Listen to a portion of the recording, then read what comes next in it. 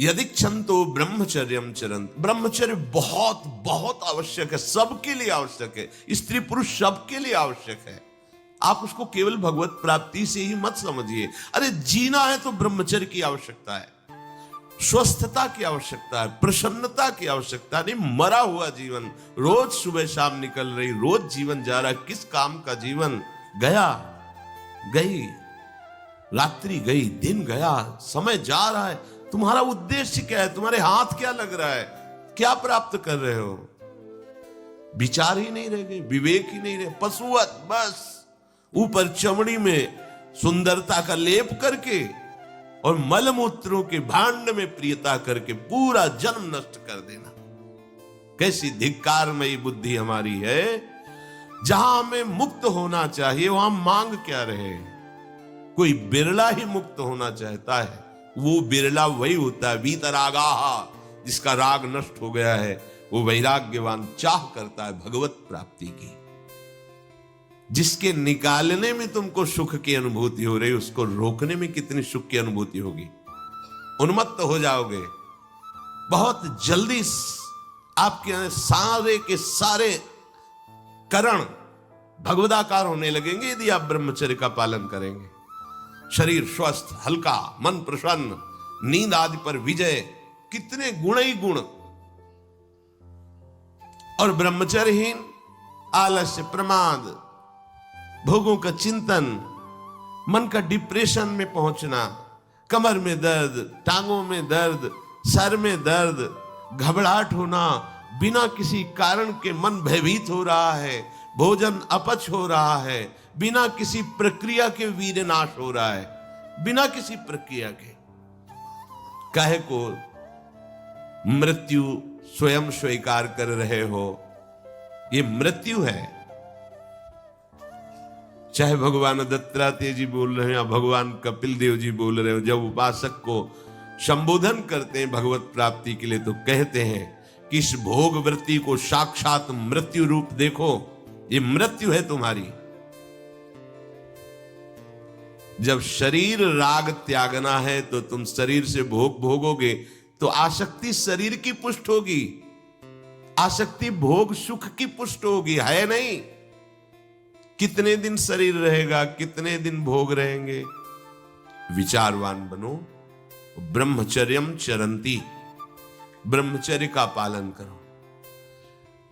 उपासक जो ब्रह्मचारी होता है उसका खिला हुआ चेहरा रहता है, जैसे कमल खिला हुआ, बिना किसी कारण के उसकी मुख मुद्रा में प्रसन्नता होती है।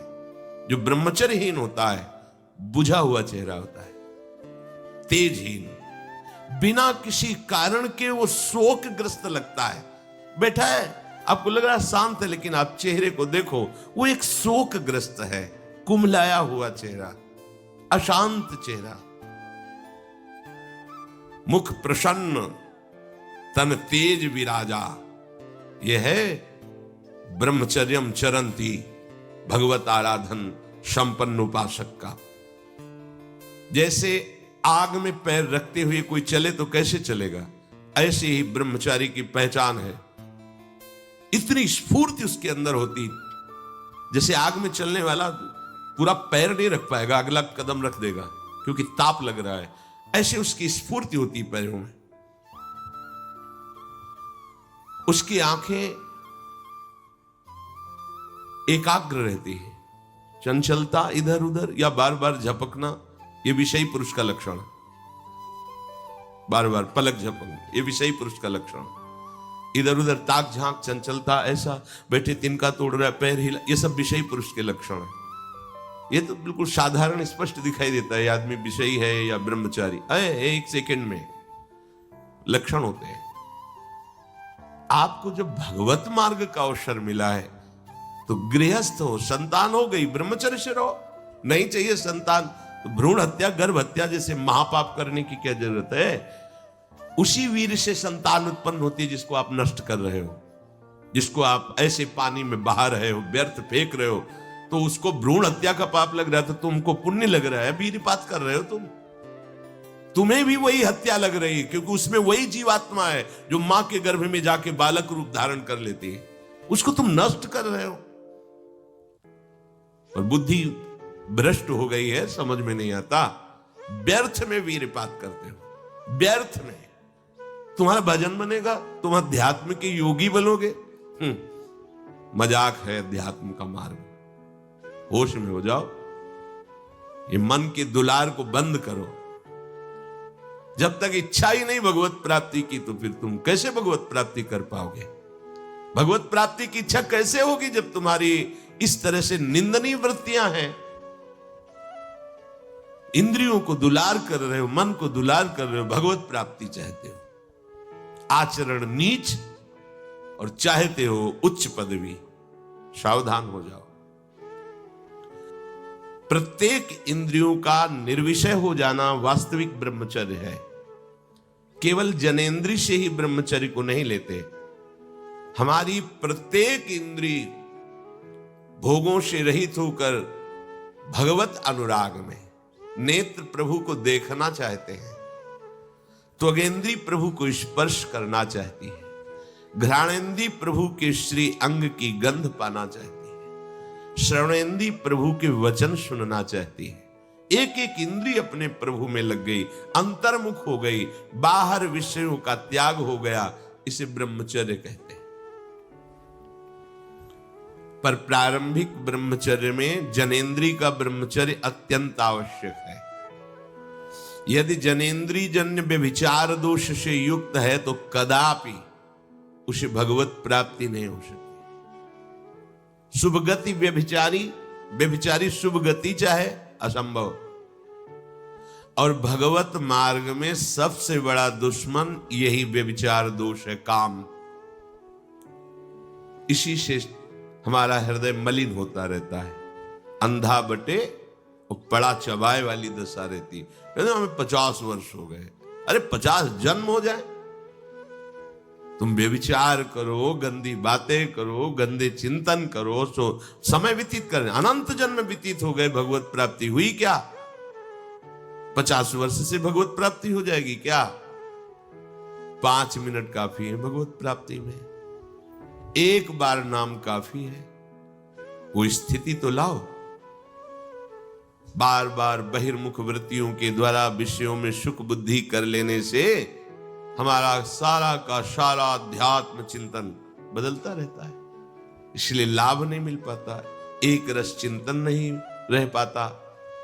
बार बार विक्षेपी विषय करते रहते हो, हम सहते रहते हैं और भोगते रहते हैं। एक बार तो हिम्मत करके उठो। अवलो नशानी अब ना नशई हो, एक बार तो दृढ़ बनो। बस मन के अनुकूल चलने की बात को तुम्हें रोकना होगा, तभी तुम्हारे अंदर यदि क्षण तो ऐसी इच्छा जागृत होगी। पक्का पक्का ऐसा ही है। जब हम किसी विषय के वेग को सहते हैं, विषय नहीं भोगते, तो मन बहुत जलाता है। उस जलन में फिर एक ही बात होती है, बस भगवत प्राप्ति हो जाए, झंझट खत्म हो जाए। कब तक हम इसमें चलेंगे? एक बार भगवत, वो जलन हमको भगवत प्राप्ति की इच्छा प्रकट करती है। अपने लोग क्या करते हैं? जलन को मिटाने की कोशिश करने लगते हैं, तो भगवत प्राप्ति की इच्छा क्या, भोग प्राप्ति की तृष्णा जागृत हो जाती है। भोगे हुए भोगों को बार बार भोगने की इच्छा का नाम तृष्णा है। बाहर और भीतर से कोई सहयोगी नहीं, जल रहा है उपासक, तब रास्ता निकलता है भगवत प्राप्ति का, तब इच्छा प्रकट होती। अब नहीं, बहुत जल लिया, अब तो केवल प्रियाजू के समीप जाना है, अब तो प्रभु के सानिध्य में रहना है, नहीं इन भोगों की जलन में जलना है। पर यहां तक पहुंचने के लिए जलना होगा, तभी लिखा सहित सहित बाढ़ है भगति तास्तिति क्षस्व भारत, क्योंकि आगमा पाइनो अनित्यास, ये नाशवान काम क्रोधादि तुम्हें प्रेरित करेंगे, तुम इनके वेगों को सह जाओ। ये स्थायी नहीं है, आगमा पाइनो है, आने जाने वाले हैं, और ये सहन करने से नष्ट होते हैं, भोगने से बढ़ते हैं। यदि क्षंतो, अगर भगवत प्राप्ति की इच्छा है तो ब्रह्मचर्यम चरंती, ब्रह्मचर्य का पालन करना ही होगा। इसमें कोई गुंजाइश नहीं, क्योंकि आप चल ही नहीं सकते। ध्यान से सुन लो, ये मनोरंजन का मार्ग नहीं है। इसमें मन ही मार तन हार के वृंदावन में गाज, इसमें मन मारना होगा। प्रायः ये मन को दुलार करने वाले लोग कभी भाग्य से सत्संग में भी आ जाते हैं, कभी श्री विग्रह के दर्शन करने भी मंदिर पहुंच जाते हैं, कभी तीर्थ याटन भी करते हैं, पर इनका कोई लक्ष्य नहीं होता। आज सुन लिया सत्संग, बढ़िया है, लक्ष्य नहीं होता। यहां लक्ष्य वालों की बात हो रही। यदि छंतो, यदि तुम्हारी ऐसी इच्छा जागृत हो रही किसी जन्म में भगवत प्राप्ति करनी, तो ब्रह्मचर्यम चरंती, जो भगवत प्राप्ति की इच्छा रखता है और ब्रह्मचर्य का पालन करता है, उसकी इंद्रियां शांत हो जाती है। सिद्धांत समझो, खूब भगवत भजन करो, चाहे गृहस्थ हो चाहे विरक्त। संतान उत्पत्ति की आवश्यकता है तो ब्रह्मचर्य नष्ट करो, नहीं तो गृहस्थ में भी ब्रह्मचर्य रहा जा सकता है। हर समय थोड़ी तुम्हारे अंदर विकार रहता है। बहुत सात्विक गृहस्थ हमने दर्शन की, बहुत सात्विक।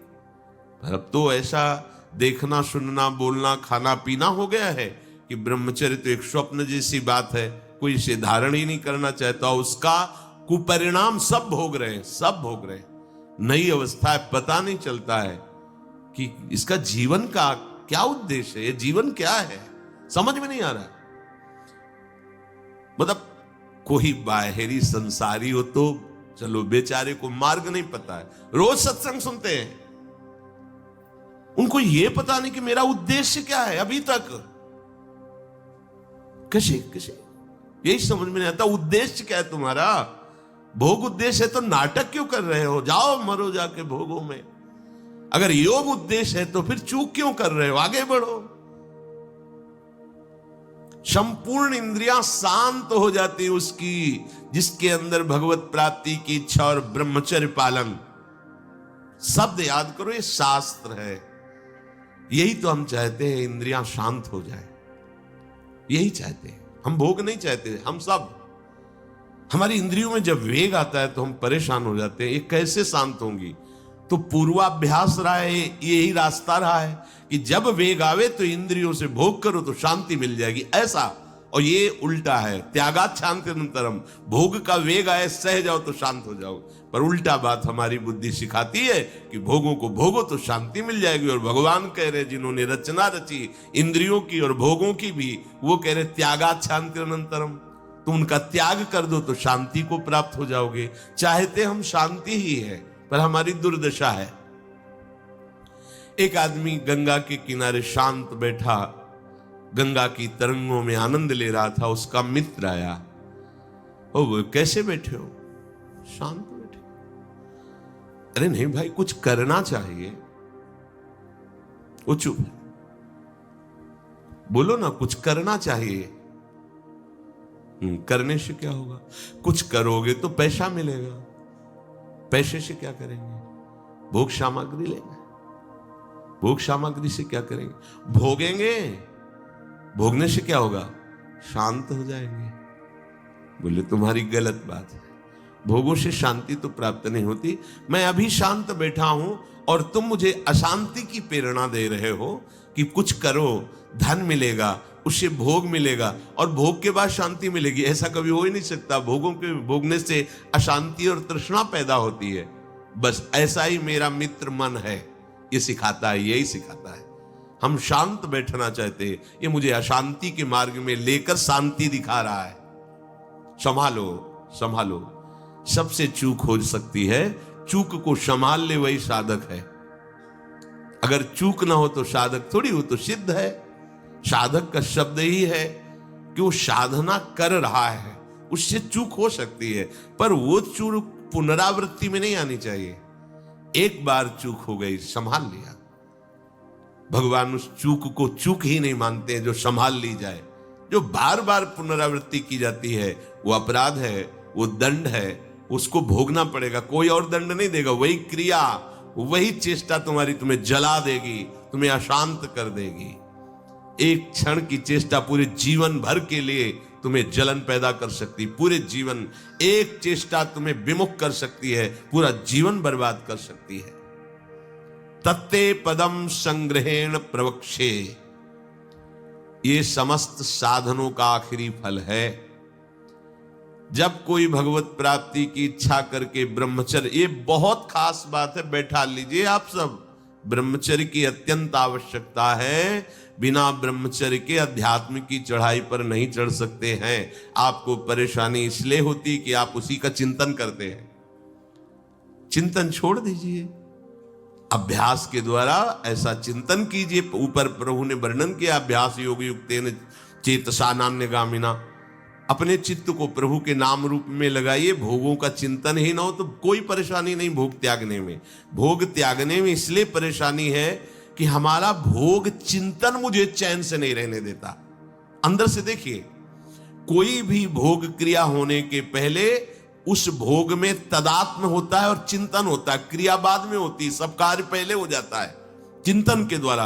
अब चिंतन के द्वारा उससे जो सुखानुभूति हो रही, अब वो क्रिया में सुखानुभूति प्राप्त करना चाहता, वो है नहीं। फिर क्रिया के बाद फिर चिंतन, फिर क्रिया, फिर चिंतन, दुर्गति को प्राप्त हो जाता है।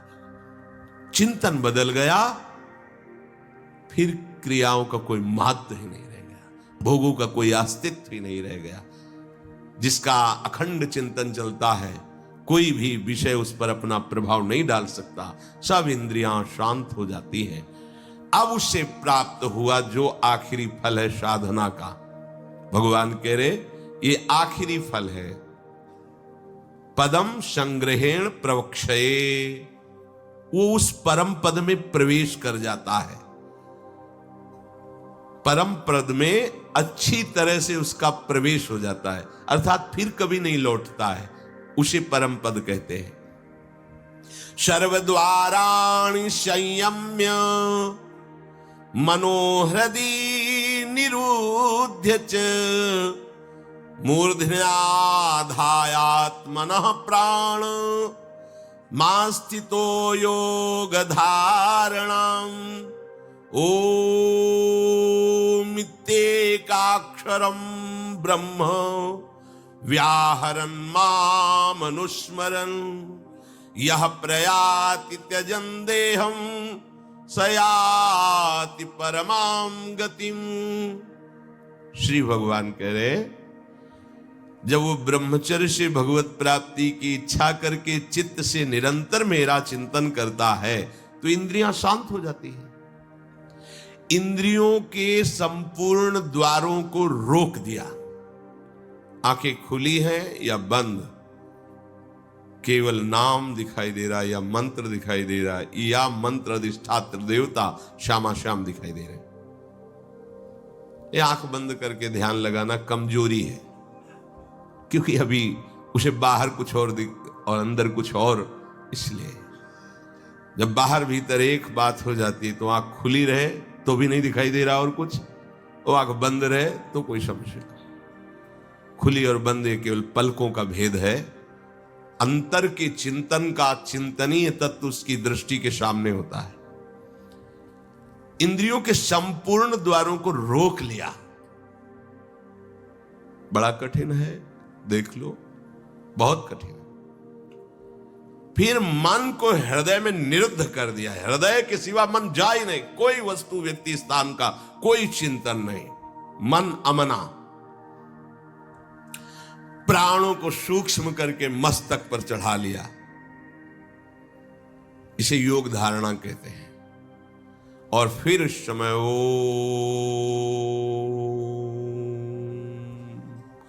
ये भगवान का नाम है ओम, ये ब्रह्म स्वरूप है। इसी से वेदों का प्रादुर्भाव हुआ है। वेदों का जनक है प्रणव ओम, आ उमा, इन्हीं से वेदों का प्रादुर्भाव हुआ है। बड़ी महिमा है ओम की, उद्गीत। एक अक्षर ब्रह्म का मानसिक चिंतन करते हुए माम अनुस्मर, मेरा स्मरण करते हुए वो जब शरीर छोड़ता है तो सीधे परम गति को प्राप्त होता है।